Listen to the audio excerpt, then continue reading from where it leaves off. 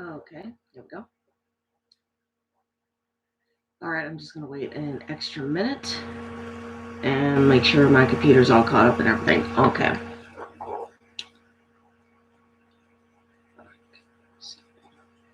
I'm starting off 10 minutes early this time.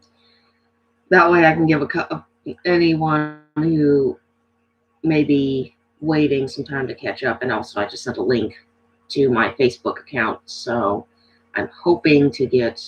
Oh, hello, guys. All right. Okay, so.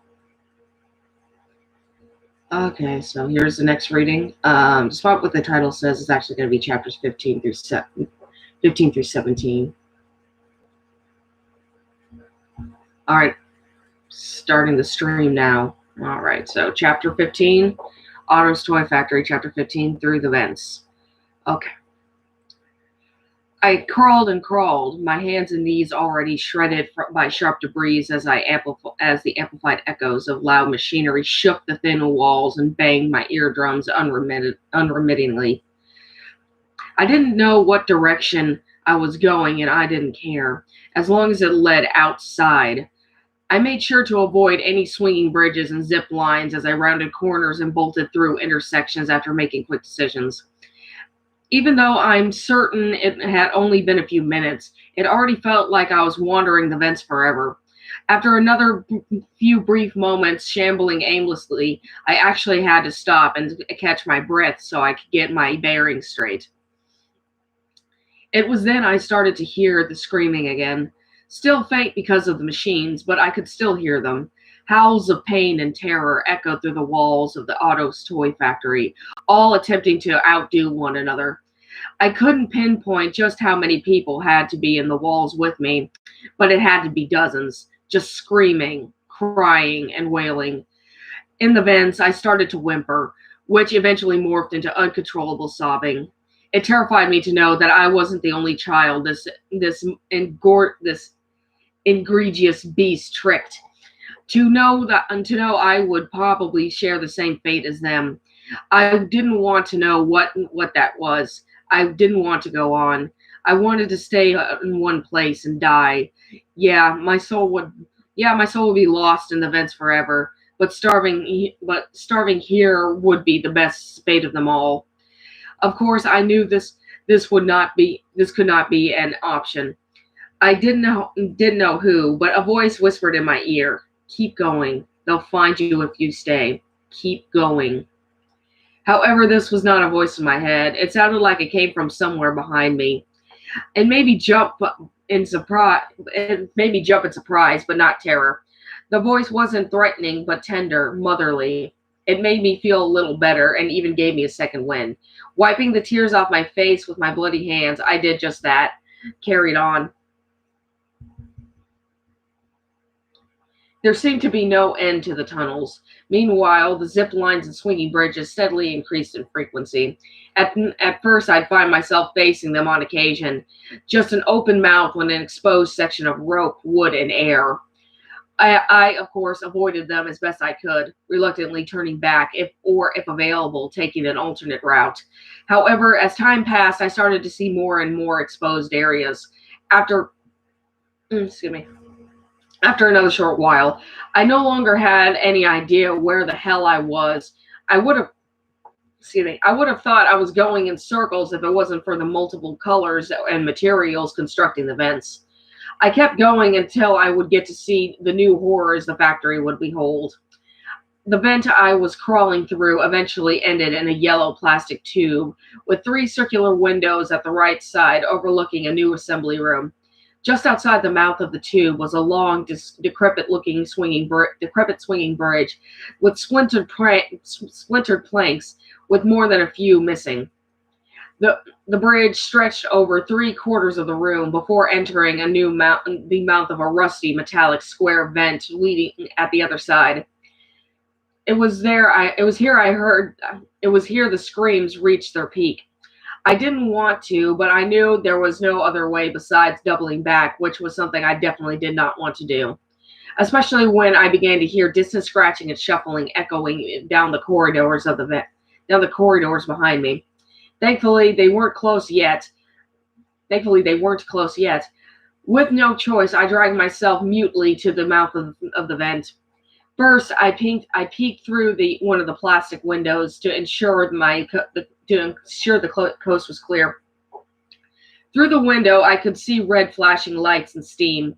The shadows of creatures and appliances alike danced to the rhythm of screams and whirs upon the filthy walls as chains dangled from high above, ascending far past the vent into the looming darkness.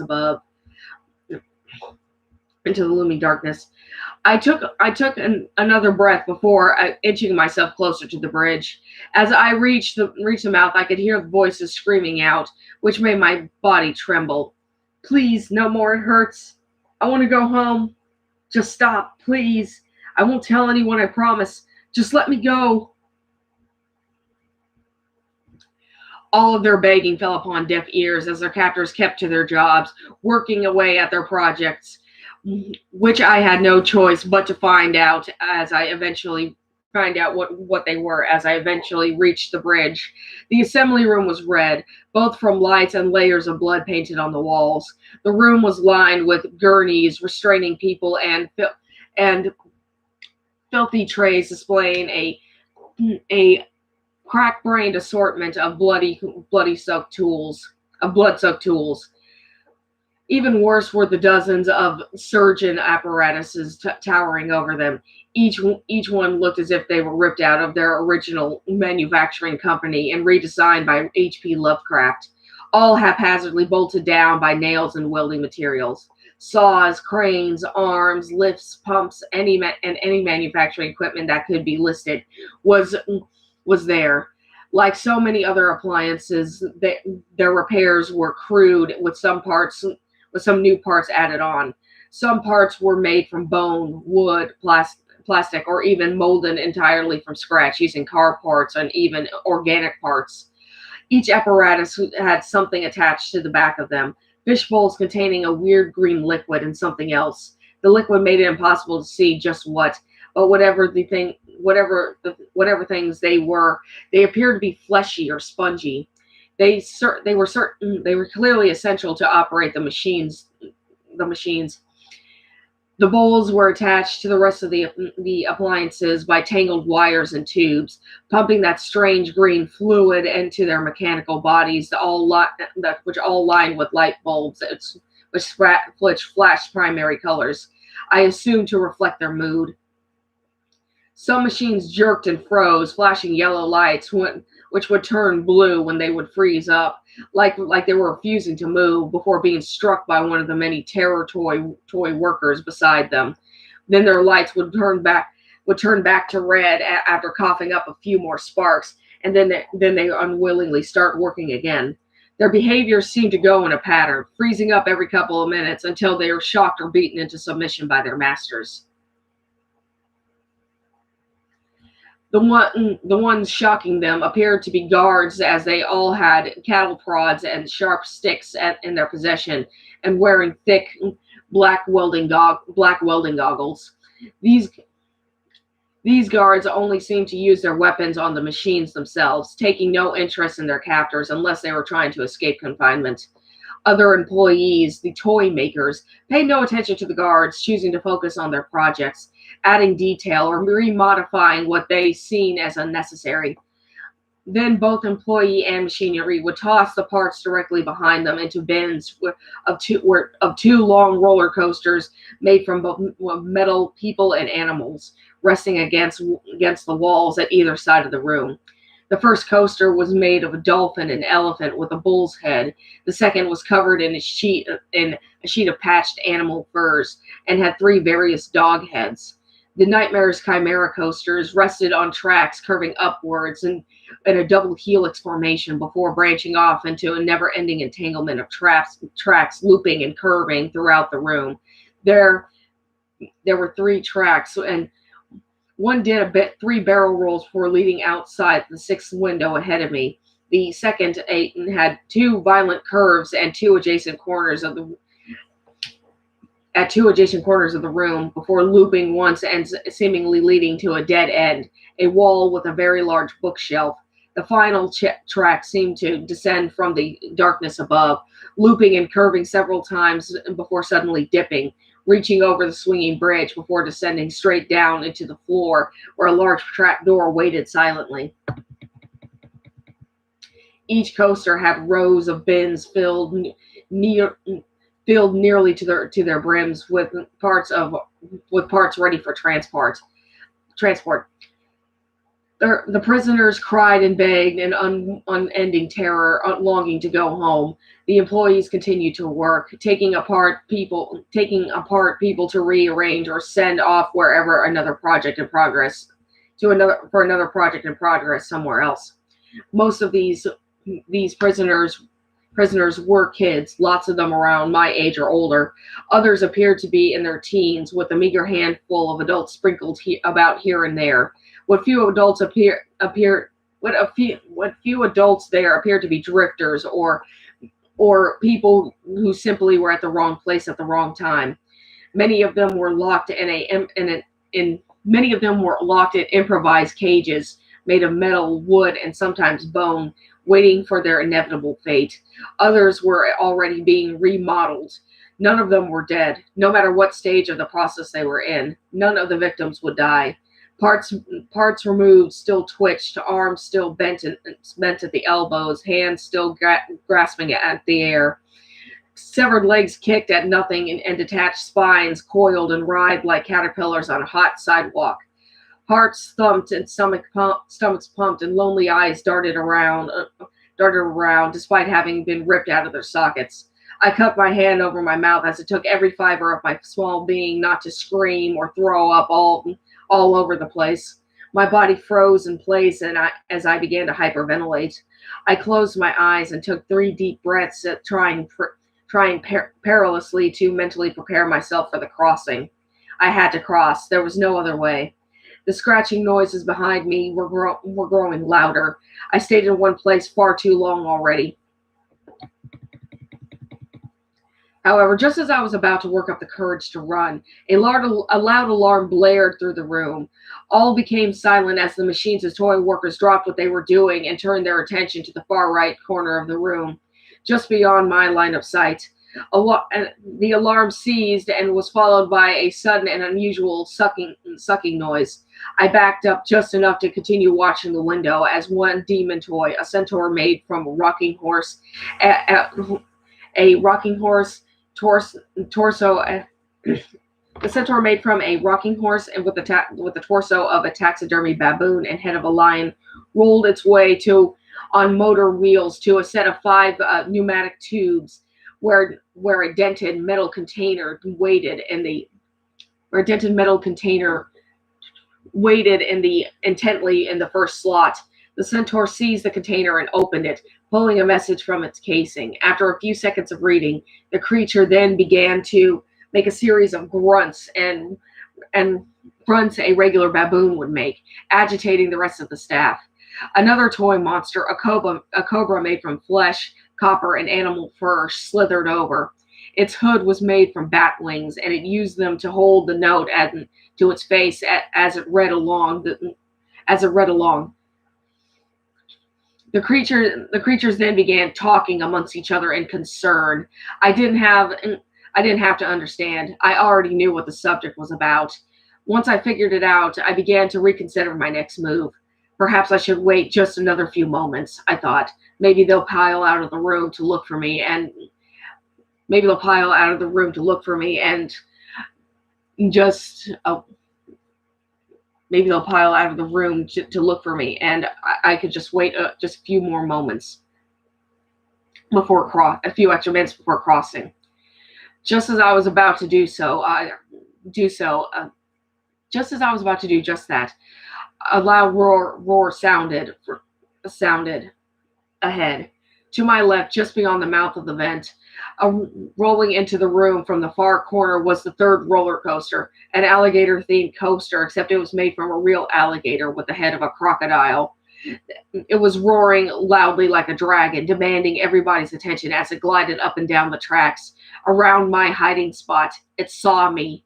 The sudden bursts of energy provided by the coaster coaster made the vents shake along with my body as the other toys now knew where I was and were already trying to make their way to me. Even worse was the sounds in the vents that were once far away were now instantly getting closer. I launched myself onto the swinging bridge. Jumping to my feet, I ran as fast as I could, as fast as my legs could carry me. Some of the decrepit planks broke from underneath my feet, but my adrenaline refused to let that knock me off balance. The toys that didn't pile onto the roller coasters tried climbing up the machines and walls, trying to get to me. The coasters all took off willingly and glided there like demented dragons, making ungodly moans and got gliding towards me. The coasters all and swirling around the room. They were all planning to cut me off. However, the machines on the ground were not so willing to help. Instead, they started spinning, jerking, and swinging, throwing themselves in every possible direction as they could. Cranes and arms threw parts and even other toys around at everything but me. Some even aimed at the coasters as they glided down their tracks, trying desperately to knock them over. This proved to be worthless as the guards that stayed behind began relentlessly shocking and beating the equipment. The cattle prods were cranked to their max, and blunt objects were brought down with full force. The living equipment fought as best as they could, but found themselves already losing the war as their bodies became overwhelmed by the relentless onslaught of their former masters. Finally, they started breaking down completely and falling to the ground like broken soldiers. Meanwhile, more toys were already coming from the vents behind me. The bridge rocked violently as more weight began to pile on it. The roller coasters flew flawlessly within the room as they attempted to knock me off with their constant yells, loops, and turns. Several toys jumped off them onto the bridge like pirates invading a ship and started for me. Some managed to hop on me, but I managed to push them off before they could drag me to the floor, leaving me with deep cuts and bruises. The first two coasters, formerly on the ground, then darted away in two opposite directions, exiting the assembly room. The coaster with the three dog heads glided through the window as the bull bolted for the wall with the bookshelf, which dropped underground the instant it sensed the coaster. Once the bull was through, the shelf shot back up just as quickly as if the bull was never bitten. The Allen. Sorry, guys, give me just a second. Once the bull was through, the shelf shot back up just as quickly, and it was as if the bull was never there. The alligator had rapidly completed the final loop before suddenly careening in my direction, the track that led to the bridge and eventually down underground. It was planning on taking me out itself. I was nearly at the other side of the tunnel, just as the demon coaster was almost upon me. As it was just about to snap me up in its jaws.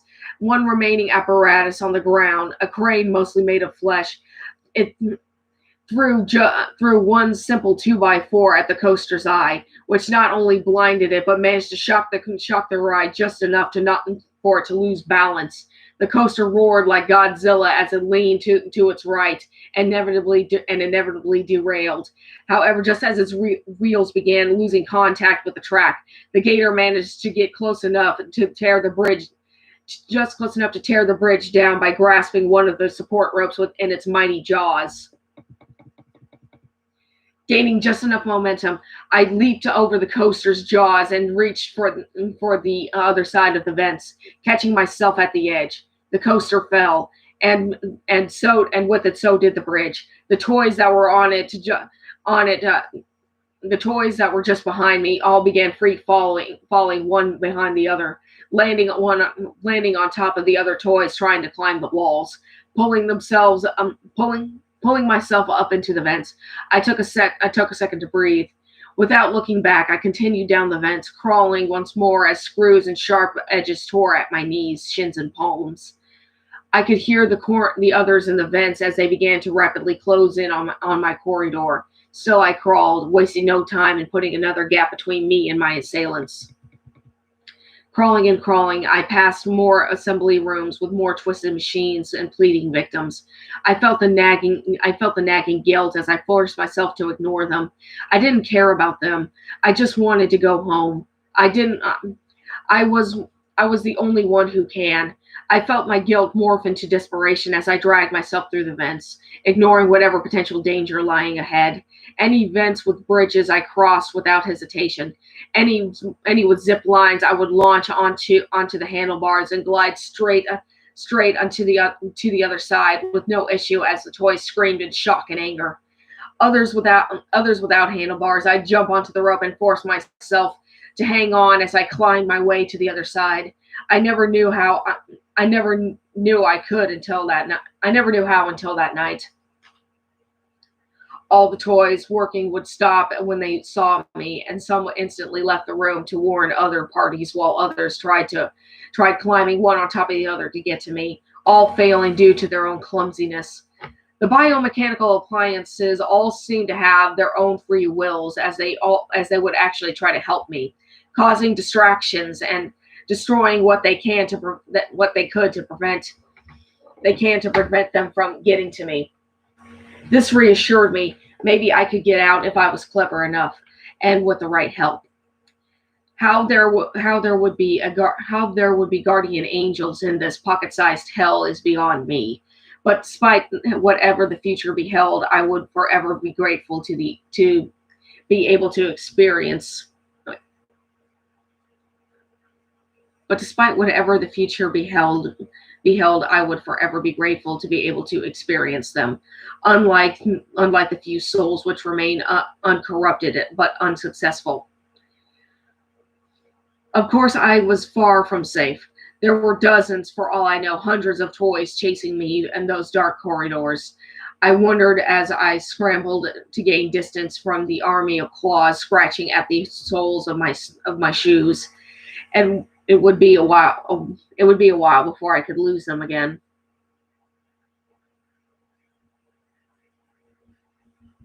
More crawling, more vents, a never-ending entanglement of curves and intersections, corners with dead ends, sometimes spinning fans, built to eat limbs.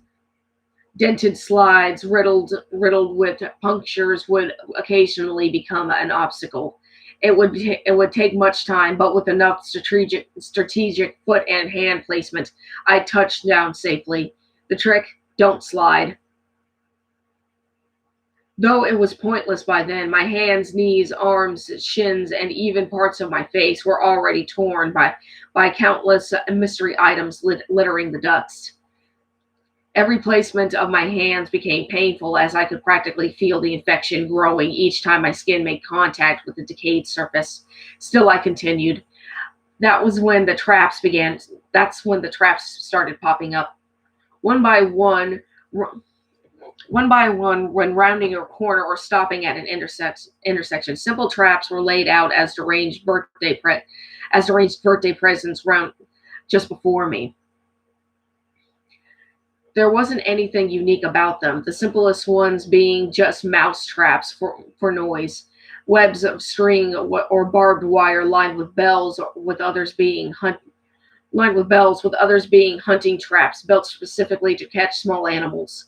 Spring traps bolted to the sides, cable nooses anchored to the seams with belts attached, body grips taking up entire spaces. The only way out was through. Not impossible, just incredibly risky. I don't know if these were really, if, I don't know if these really were added or if they were just or if they were always there. But I noticed pockets and cabinets just large enough to hide items like granola bars, chips, fruit snacks, juice boxes, water bottles, and even crude weapons and small tools. I doubt it would have been a good idea to reach in. These pockets were all guarded by modified dog-proof raccoon traps. Each trap was rigged with each trap was rigged to cut a kid very deep once ensnared, and were wired to fire alarms. Just why the hell would Otto let these traps Why the hell would Otto let these types of things exist in his vents? I asked myself. Were they just to give his victims a false sense of hope? Or is it some type of test to see just how smart they are? I am. Anyone who could circumnavigate around these could build interesting toys, right? Or is it just for the thrill? There could have been enough rations in that eternal labyrinth to of those so-called air ducts to last a single child for days. That's when another question dawned on me.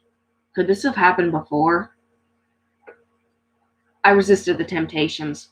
No matter how tired or hungry I got, there was no way I could risk my soul for a scrap of food. That's just what they want. My primary focus shifted back to navigating around every trap I came across. Some were so large that it took lots of intricate placement just to get by, like an increasingly dangerous game of Twister. In the meantime, I would I would be at my most vulnerable. As as Otto's children circled around for me in the vents like vultures, waiting for the snap of a spring or ding of a bell. The They traveled near and far in a hungry search for me, to catch me, take me back to their master for God knows what. For now I'd be lucky enough just to avoid them, but for how long? My body already started to grow weak and tired with every strenuous bend and stretch I had to make to avoid the savage pitfalls in record time. There was nothing I could do but to make myself feel safe. No rest, just just the thumps of hands and feet mixed with the clicking of claws and bouncing up and down all around. Creatures chattering, growling, and listening.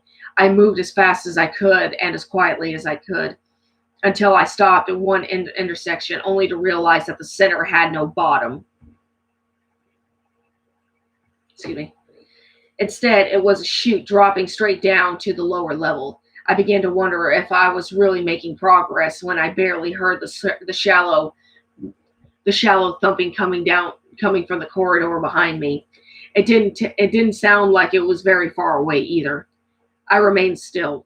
The thumping started to grow louder as whatever it was shuffled towards my direction. I didn't know if whatever it was could really see me or not, but I didn't want to take the risk of trying to move. If they couldn't see me and I made noise, it would be all over. There were no lights in this part of the intersection. I was covered in complete darkness. And for all I know, that was my savior. After another moment of shuffling, the vents became quiet. Still, I remained where I was, not making a sound. After another few minutes of nothing, I shifted my body to get a better look at the darkness of the corridor. Beyond the darkness of the vent, I could hear the growl. I could hear the growling grow slightly in volume, but it still seemed to be more out of frustration than excite. It seemed to be more out of frustration than excitement. Whatever it was didn't seem to have. Whatever it was didn't seem to have found me quite yet, but it was getting warmer. Could it have known where if it could it have known could it have known if it was getting warmer? I tried to remain still as hopes that whatever it was would just give up and wander somewhere else until subconsciously I shifted my hand. My hand slipped and I unexpectedly fell down and landed shoulder first onto the cold steel floor of the lower level. I was unconscious for several minutes before finally waking up to my nightmare. My vision was blurry, and I hate to say, I took my sweet ass time to get my bearings straight. I was lost, but I wasn't alone. I could hear the thumps and light scratches of those small creatures frantically searching for me all over the vents. I was astonished as to how hadn't found me yet. Even more astonishing was how whatever that thing was above me didn't ambush me. But as I continued to think, I realized the mini monsters probably couldn't find me because of all the noise. There were countless machines operating at full power, and operating at full power, accompanied by ungodly screaming. The vents didn't help, amplifying the noise to dizzying levels. However, there was something else playing alongside the melody of madness. I had to press my ear to the vent wall to hear it better. It was still faint but recognizable. Music, old-time music, the same kind from the Model T, the exact same kind. It was playing just as loud, savagely competing with the machines and screams, providing no comfort as it echoed through the factory. At first, all I wanted to do was stay still and remain quiet in hopes they'd give up and exit the vents in defeat. But I knew it wouldn't work for long. Eventually, they will find me. They were undead demonic playthings with all the time in the world. I was a human child with a limited lifespan and countless injuries. I cautiously started down the narrow tunnel ahead, this one made of wood and primary colored plastic. I crawled and crawled until I reached another junction where three new paths met. Just as I was about to reach the end, a shadowy figure zipped past the opening. The shock made me jump and almost yell out, but by some miracle I managed to prevent both. Instead of dipping down and cupping my mouth with my left, instead I dipped down and cupped my mouth with my left hand. Going back was not an option. Slowly and methodically, I made my way to the intersection and looked to the area where that thing had gone. Thankfully, there was nothing at either side. I chose to take the middle path. Reluctantly, I pushed forward. Once I reached the other side, I started to press onward when something grabbed my foot. I couldn't help but yell out like a girl as I turned back. My eyes met with the red eyes of a small German Shepherd plushie with ratty fur and patches of leather artlessly tailored to its body, chewing on my shoe, attempting to chew up my Achilles tendon before pulling me back to his master. It was surprisingly powerful and managed to drive me back a few feet past the intersection. He would have succeeded in dragging me to Otto himself if I hadn't grabbed the corners of the previous corridor and kicked him in the snout as hard as I could with my free foot. With a yelp, the dog let me go, but not without barking down the vent, giving away my location. I shuffled forwards quickly. That's all I could do. Just get out of there. I yelled to myself. Just get out of the factory. Just move. Go, go, go. I could hear the small plushie howl as it returned to its pursuit. The sounds of other toys followed. I crawled faster than any kid could, and I crawled faster than any kid ever could, rounding more corners and getting myself even more lost in the hellish Chuck E. Cheese maze of vents. But I didn't care. I crawled, slid, and hurried until a grid opened underneath me, and I fell once again, this time colliding with the wooden floor below.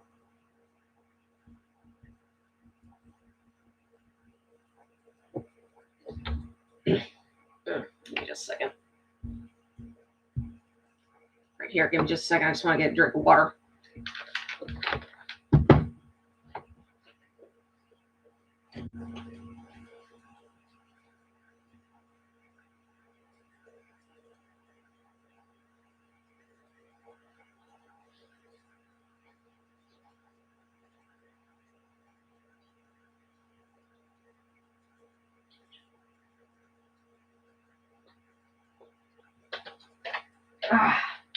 Okay, much better. Throat was dry. Okay, much better. Sorry about that. Throat was dry. All right. Chapter 16. Through the Halls.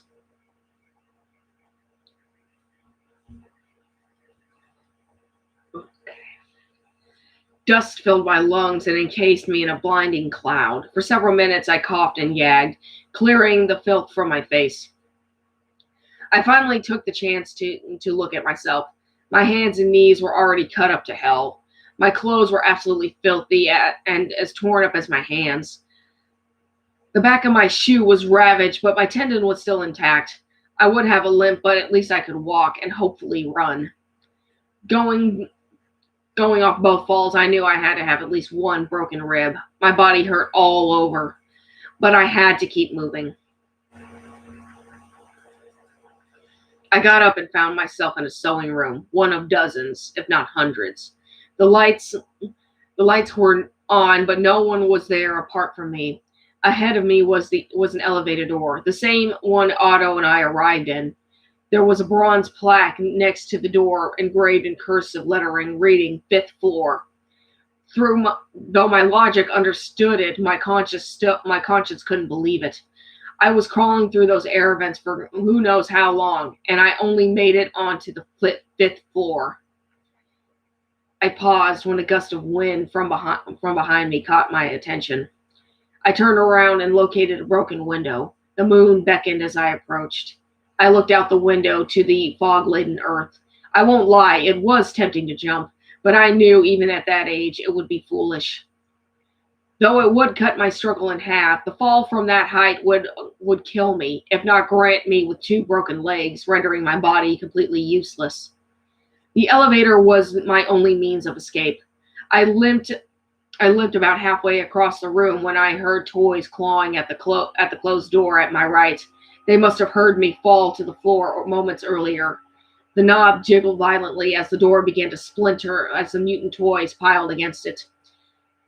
I hurried my way to the elevator.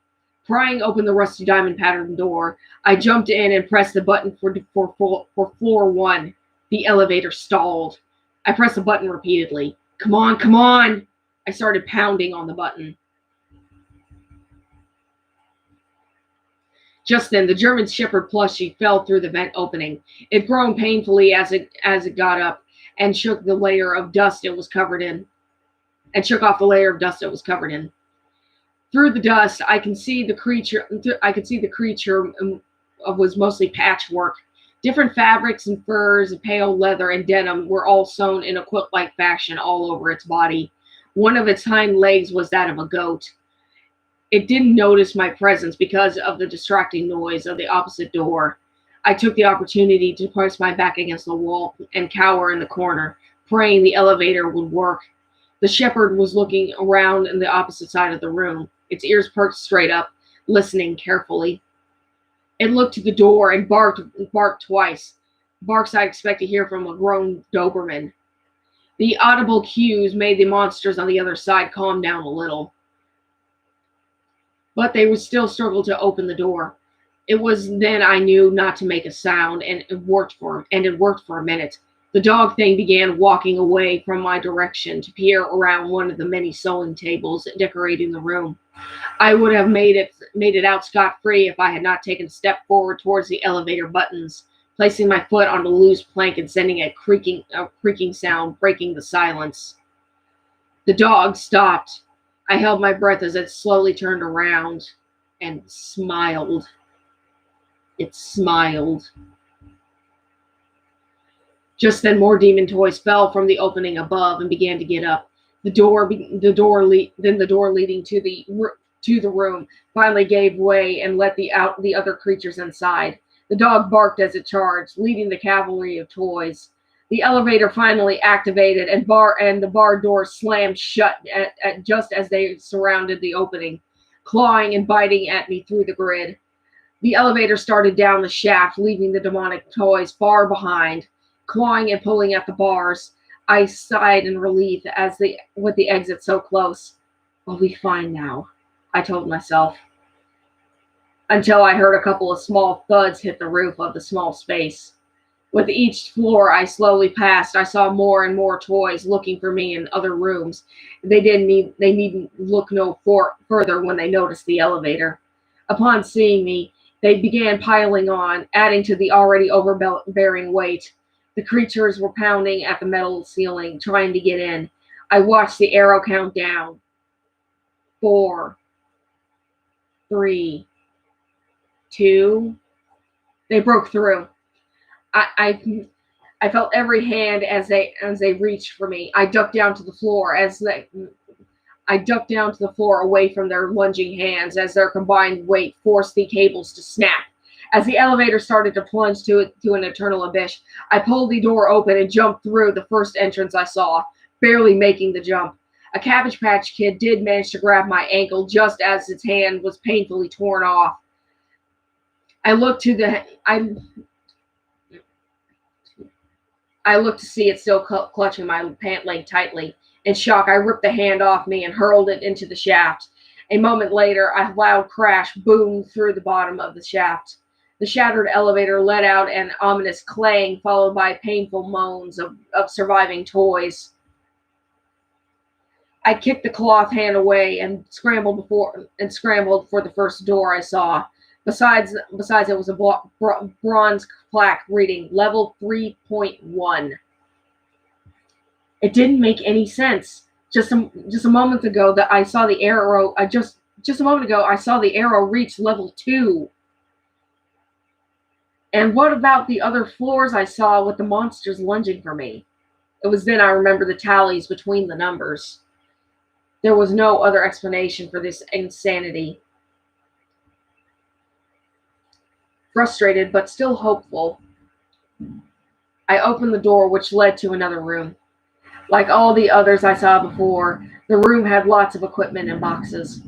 However, there were a few things different about it. It had giant laundry baskets full of envelopes and documents. Countertops with lots of coffee machines, candy, and potato chips. There were lots of cork boards, chalkboards, and whiteboards full of ideas and possible franchises, as well as drawing boards and desks for meetings discussing the next line of toys. I pressed on. The next door led to yet another room of hundreds, or for all I know, thousands. This room was just like any other toy assembly room in the factory. Mazes of conveyor belts and machines as far as the eye could see, with lines of hooks running along the walls. The walls from the intersection of one section of the room to another. All machines pumped unknown accessories in the darkness. Some of the industrial hooks even appeared to be carrying something heavy, nothing else special. In comparison to all the other rooms,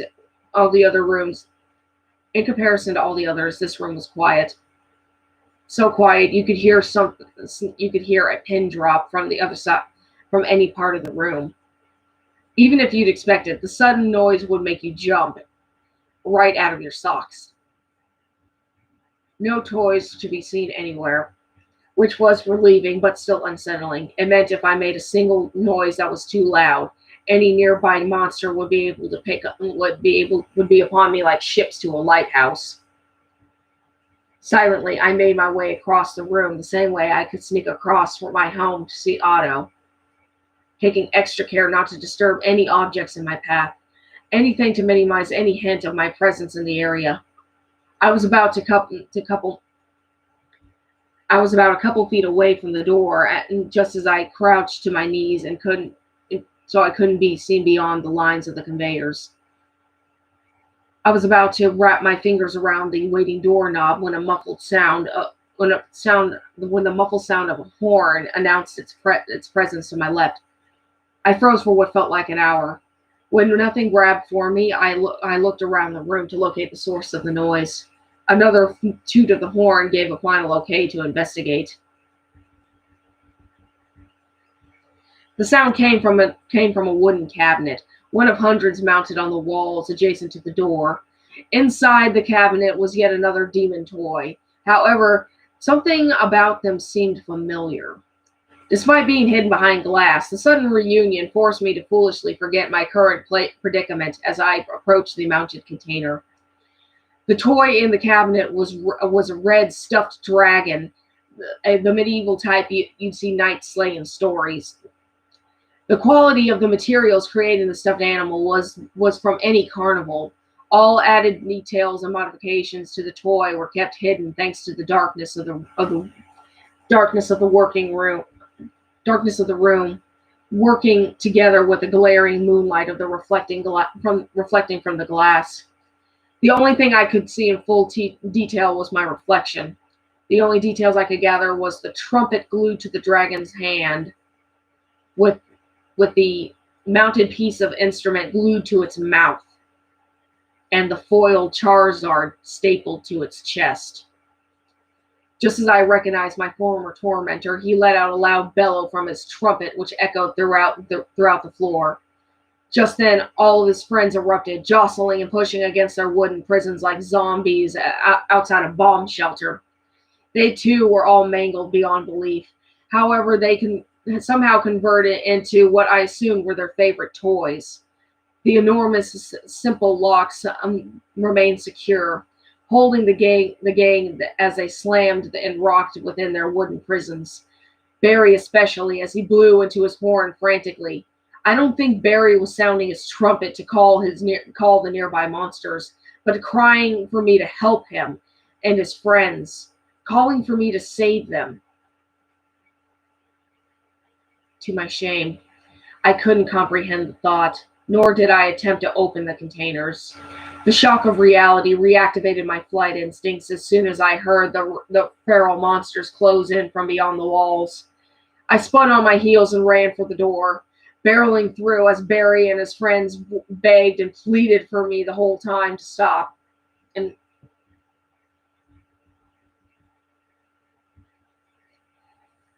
this door led to a hallway, practically empty. Formerly carpeted floors stripped bare, leaving sporadic and splintered planks. The walls were just as bare, aside from 3 new doors with plaques and lettering written in different childish mediums. One was character modeling, then reconstruction, and assembly and special features. There was a fourth door at the end, reading exit, but I had no time to reach it. Once again, I chose the nearest door, character modeling. I threw the door open, hopped in, and hid in the first empty cupboard I saw. I remained in place, listening as the demon toys flooded from my last location into the outside hallway, passing my new location and making their way down the path to the exit.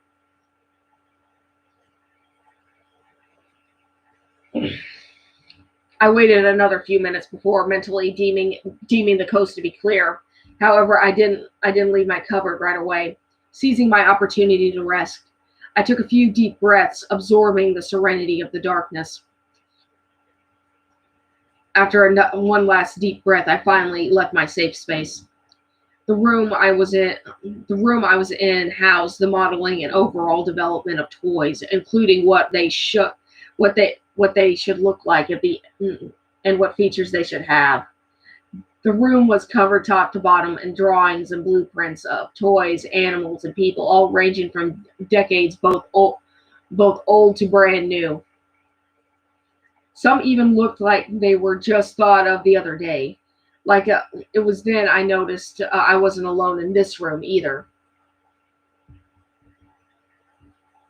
Like the last room, this room had cabinets, each containing a toy. I hesitated, but I had to know who they were. Maybe they hadn't noticed me yet. Maybe even they could help me. I shuddered as I saw each subject. Each one was in a form that I could only describe as a mythical creature. One looked like a demented Ken doll with a red model race car glued and stapled to his lower half, like a centaur. He was missing an arm. The Ken doll was bent in half to make sure he could fit properly in his container. One was like a mermaid, only a beaver upper half with long blonde hair stapled to it, and a shark lower half. 2 more of them were stitched together like Siamese twins, both of them being Siamese cats with very human-like eyes. One head with baby blue eyes, the other with dark brown. And finally, one being an upside-down teddy bear head with tarantula-like appendages made from sharpened wood, held together with what I initially thought was red rubbery string. Its upper body was the upper mandible of the human skull, meeting with whatever with the upper mandible of the teddy bear.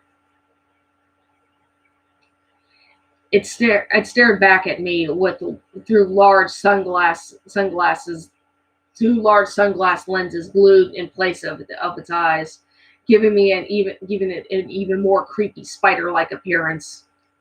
Like all the toys before, they had some odd leather attached to them in some way. The car centaur man had most of whose upper half was entirely made of it. The beaver had a checkerboard pattern with the tail, and the tail of the Siamese twins had this as well. And the upper half of the tarantula teddy also displayed this.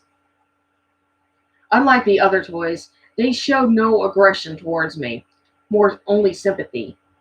Just like Barry and his friends, they were all secured firmly in their containers, unable to escape, and all eyes on me.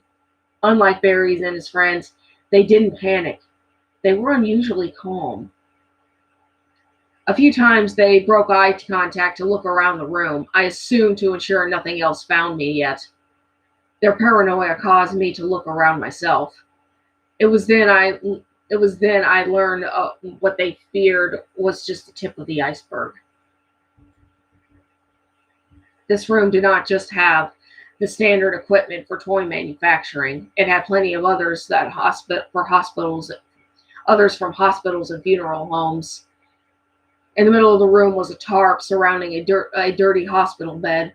Just outside the tarp were metal trays lined with tools held by the most twisted surgeon, sharp and stained from the layers of dried blood. All had been used for countless times. Mounted on the wall beyond the tarp were medical cabinets with more than just medical equipment. Some were labeled taxidermy, mechanical parts, toy features, fabrics, and one mysteriously called Proto. All cabinets were packed with various unknown objects only described by their labels. No organization at all, just stuffed randomly behind the many glass doors in the same way a child would stuff their unwanted clutter behind their closet. There appeared to be strange vacuum cleaners I imagined been built to clean dirt off the floor. I remember a machine similar to this being depicted in a Tales from the Crypt episode. Among these were IV machines with bags and tubes lined everywhere. There were even a few machines made to add stuffing. Every counter and table was covered in papers and leather-bound sketchbooks, all written on how to deconstruct and reconstruct bodies. Wrapping walls were lined, wrapping the Wrapping the walls were drawings of more examples of how to organize and combine human flesh with other inanimate objects such as fur and wood.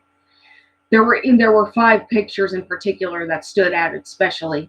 Neatly dressed on top of the gift of madness, a human-sized dumbwaiter labeled unwanted parts waiting at the other end of the dilapidated biohazardous mess, caked with caked in coiled ribbons of blood and in varying degrees of rot.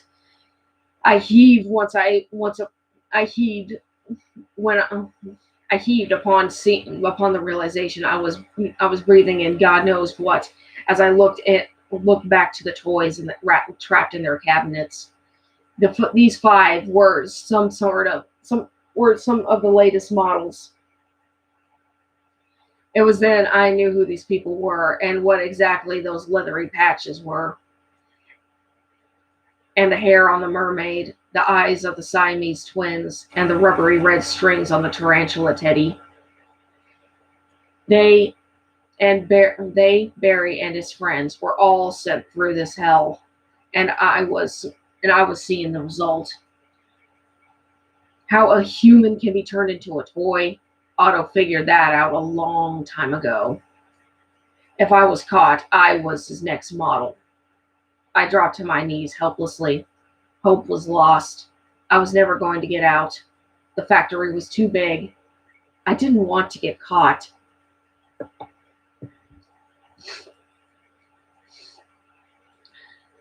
I don't want to die here, I conscientiously whimpered to myself. my hopes dwindling, my dreams of a long, happy life fading as I began to cry. My childish sobs were interrupted by a subtle tapping on the glass. The tarantula Teddy was trying to get my attention. It was then the Siamese cat twins began pawing at their glass container. Their paws were muddy, which aided them into inscribing an important message. Drawing backwards from his side, the cat chimera created an arrow with another door leading to the other room. Then the race car centaur started drawing a map using some of his own blood from the hole in his where his outer appendage used to be. It was a hint to my way out, he was implying. At least that was, he was implying I was indeed going the right way on this level. The door at the end of the hall was a path that led to a way out, and the room I was in generously offered a safer way to reach the exit. With this crude map, the car man implied that there were stairs leading to a lower tier of the factory. From there, I would be in another hall, which with perhaps another staircase. It seemed that was as much as he knew. I assume that's because that's as far as he's gone before he was caught. Before he was caught by the tyrannical bear. I assume because he must have been caught by the tyrannical bear before he could reach it. But it was enough to help me gather an idea of how Otto's toy factory was built. This map suggested that the way out I found was a more direct path in and around the factory, between the walls of the levels, and emergency exits in case of fires, like a typical company building. But knowing Otto, he could have taken it to a degree further. To what, I have no idea. I was It was then the mermaid chimed in. She took a deep breath and quietly exhaled onto the glass of her wooded prison. Then, with one paw tipped with a single pink fingernail, she drew onto the glass container with another piece of the puzzle. She seemed to have gotten a little further than her friends, besides going off. She seemed to have gotten a little further than her friends beside her as she drew a long vertical hallway with a spiral case. At the end of the case was a crudely drawn door. She wrote exit above. She then drew another arrow past it, leading to two big doors, the mahogany doors. She helped support my hypothesis. It was a direct path through the factory. I knew the staircase because I saw it before. When Otto first walked me through, hidden portions of the wall first walked me through. But if this is the case, that means that it would be guarded. There would be booby traps, red herrings, and hidden portions in the walls, which may hide company. The mermaid then doodled small details in her hallway drawings, further supporting my hypothesis yet again. This was all the information my new friends could provide. I was on my own from there. I dried the last of my tears as I stood back upon my feet, a glimmer of hope sparking inside me. I still had a chance. I was happy, but couldn't help but feel a form of guilt for my guides. They couldn't escape, but they were calm, accepting their fate. They showed only concern for me. I was the only one who could still get away. I thought that maybe if I survived, I could tell everyone what happened and hopefully get help for them and stop Otto the Bear once and for all. My newfound motivation inspired me to keep going. I whispered a heartfelt "thank you" to them before I turned and quietly tiptoed my way to the next door. I stopped when the tarantula Teddy tapped the glass of his prison once again. He tried to mumble something in a mechanical voice that I couldn't understand, but it seemed along the lines of "watch out for the thrillers. That was his piece of advice. The door was metallic and very heavy. It towered over me like a tombstone. A sort of last chance to turn back type of ominous. Despite the morbid art display, I actually felt safe for once, but I knew it was only a temporary security. I could only keep moving. With as much strength as I could muster, I pushed my weight against the door, and it slid open with surprising silence. The room beyond was almost pitch black. All I could see were the outlines of more desks, posters, and medical equipment strewn about the room. I took one final look at my friends as they watched on triumphantly in support. I inched my way into the room, closing the door behind me as silently as possible. As my eyes adjusted to the darkness, I could better see the tangled mess that lay before me, which was incredibly messy. Paper and dried blood all over the floor, discarded plates of partially eaten meat, pencils and needles mixed together in bloody bins, cork boards with endless drawings of body parts and mechanical parts, and including what they were made of. 3 rows of hospital beds were lined 3 feet from another, from either side of the room, surrounded by more IV machines with fluid bags. More hospital tools were cluttered together in most unsanitary places. Besides the beds were locked drawers labeled spare parts, used parts, and recycled parts. There were even medical and grocery store scales, masking and measuring tape, and an easel with another cork board talking out certain anatomies needing to be pushed, replaced, or upscaled.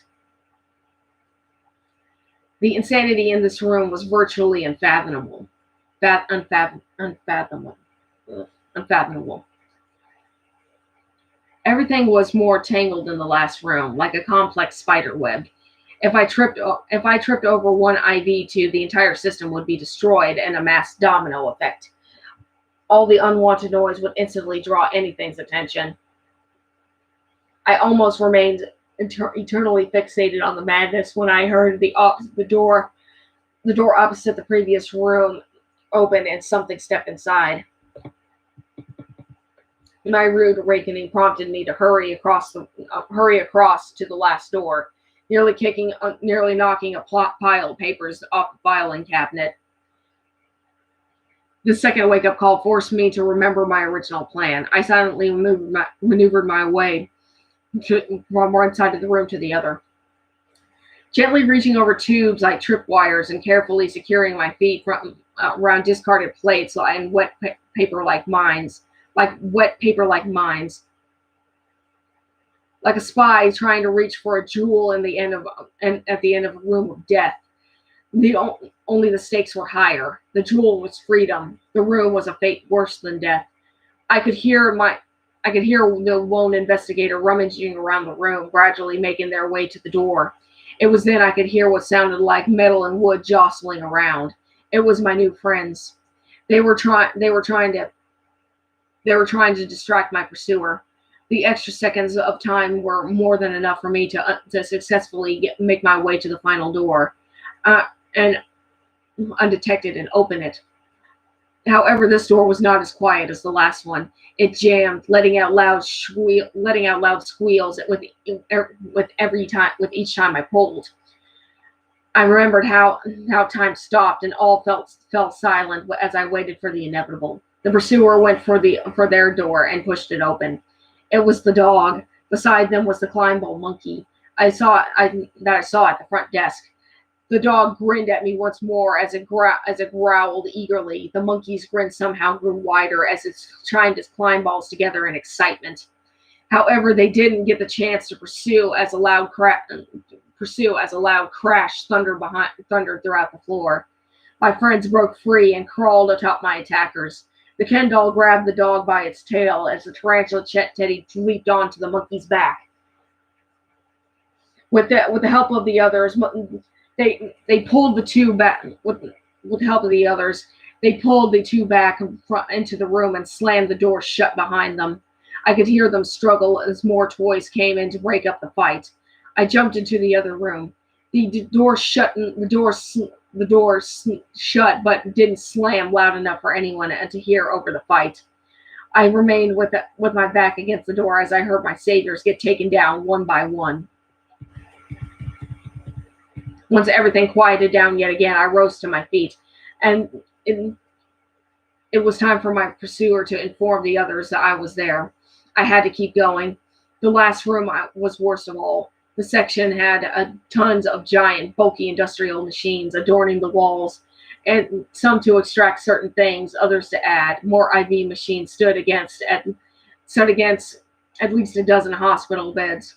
These beds had machines specially built for pumping blood, air, or feeding them with something to belt or add, or feeding them with some, or feeding them to with food or to add stuffing, sand, or whatever inorganic material was used to create toys resting beside them. All of the IVs had unnatural-looking liquids inside them, all green. Each of which I could only imagine were for different things. There were once again diagrams and blueprints on the walls and the ceilings, depicting different parts of the body to add special features such as extra limbs and secret compartments. The rooms, of course, had used tools, both medical and textile, decorating all table surfaces. However, they were joined more by hand and power tools such as staplers, drills, and pilers, nail guns, and plenty of other power tools for other tools for purposes other than medical. Even worse were the body parts. There were a couple of limbs that could be seen here and there, with some other toy parts keeping them company, all promptly delivered by giant conveyor belts strategically placed between the head of the beds and the mechanical walls.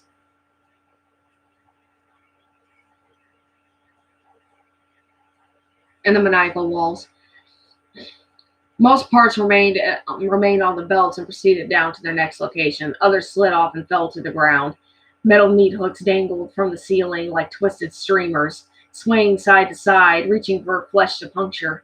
The ceramic tiled floor had parts, paper, and old IV bags, and needles littered all over it.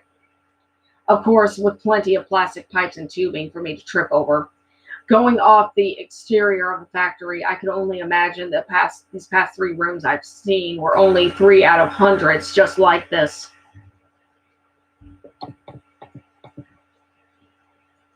With no other choice, I started across the toy assembly room, stepping over human and toy body parts as I went. As I made my way past the dozen hospital beds, I realized that all of them were empty except for one. The last bed at the right still had a person in it. They had the blue blood-covered blanket pulled over them, laying perfectly still within the semi-transparent tarp. Their body was unnaturally long and coiled around its bed like a snake. I wanted to approach, but knew it was a bad idea. They were probably already dead. If not, I would scare them, and I obviously couldn't afford that. But unfortunately, the door I needed to use to get out was right next to their bed. I dreaded it, but I knew I had to. I maneuvered my way around the bed, just a foot away from the tarp. All went smoothly. I remained calm and stealthy until I went about 3 feet away from my desired destination. The figure remained in bed, not a single movement. I assumed they really were dead. I turned to leave when my foot crushed a syringe. The crunch could be heard over the conveyor belts, whirring the decaying body and toy parts around. The crunch couldn't be heard over the conveyor belts, whirring the decaying body parts and toys.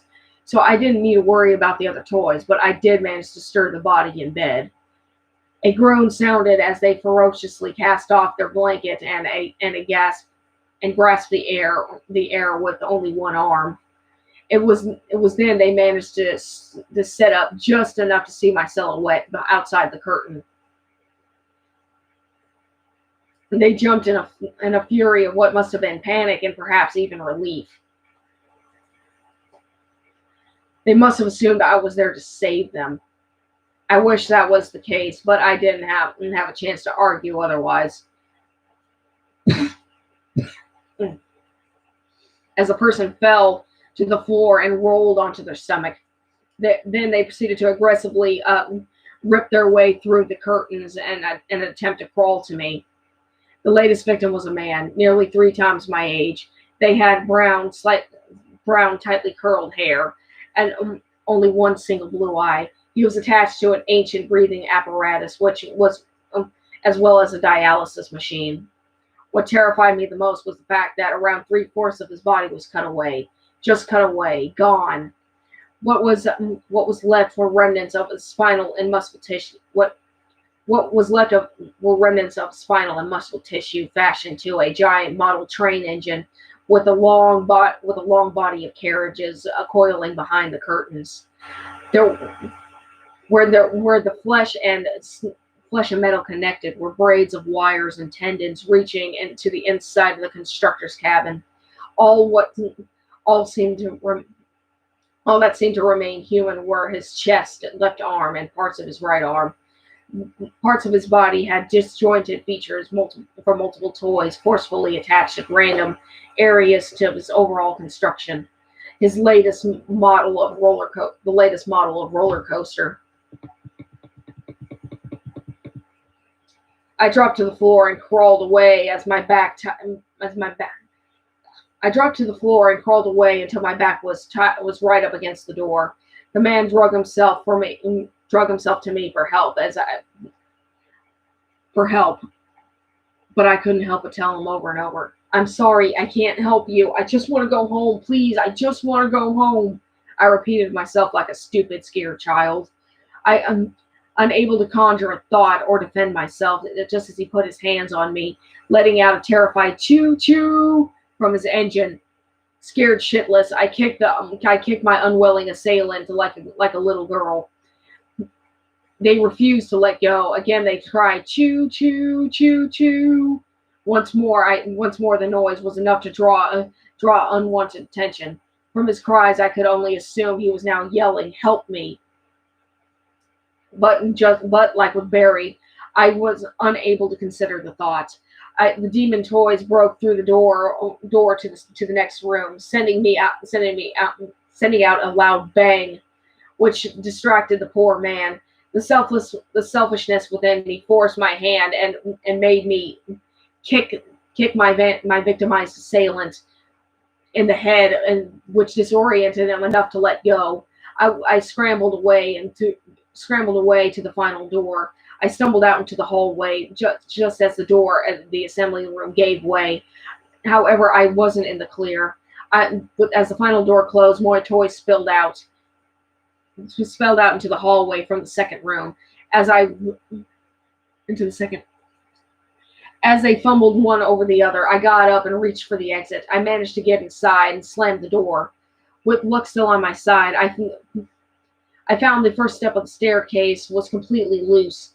Using my spare time, I was able to rip the plank off the staircase and jimmy it under the doorknob. Once the makeshift lock was set, I leaped over the first step and landing on the third. I felt my already injured ankle bend in an unnatural way a natural position, and which fired a pain straight up my leg. It was then I realized how stupid that idea was. But pain as swiftly as the pain. Let's see. Pain. But like the pain, it swiftly became an afterthought. Being careful of my footing, I proceeded to walk backwards as the toys bounced and pounced on the door. I maintained this behavior for most of the way down, waiting patiently to hear the door break open.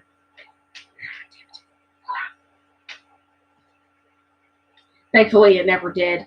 It was after another several minutes of descending, it finally learned my first hypothesis about the factory was correct.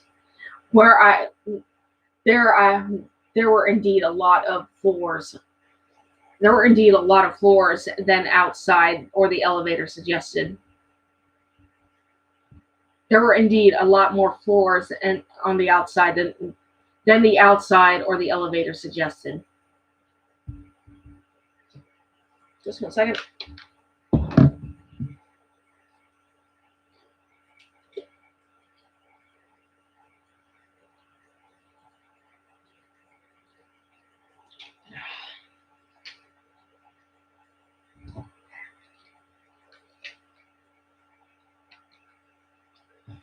Okay, go. The flight was dark. The flight was dark. However, as I proceeded further down, the section would become brighter. The cause was a bright red light burning down for what must have been some kind of boiling room down below. Down every flight of stairs, I found plaques reading how far I've gone, and it didn't make sense. Excuse me. The floors read levels 2.9, 2.8, 0.7, 0.6, and so on. So what I assumed before with the elevator was correct. The tallies were the hidden numbers of the extra floors, meaning that the building I was in had to have a few dozen floors at least, not counting the negative floors I briefly noticed earlier. Level 1.0 was my goal. I was surely not going any further down. I continued to descend the steps until I continued to descend the steps of the stairs without incident until I rounded level 2.3. By then, I started to hear the sounds of the demonic toys as they were searching the factories furiously, leaving no room unexplored, no table unturned. My dread burrowed deeper into my sanity as they gradually made their way to the doors of my underground railroad. Panic ensued with me as the noises grew louder, almost keeping in pace with my movements down the stairs, and until I could contain my fear no longer. I was running down the stairs by the time they finally figured out where I could be. They broke in from level 2.3 and were already charging down the stairs at full force until I reached level 2.0. It was there the steps stopped. There were no more levels after 2.0. It was just a dead drop.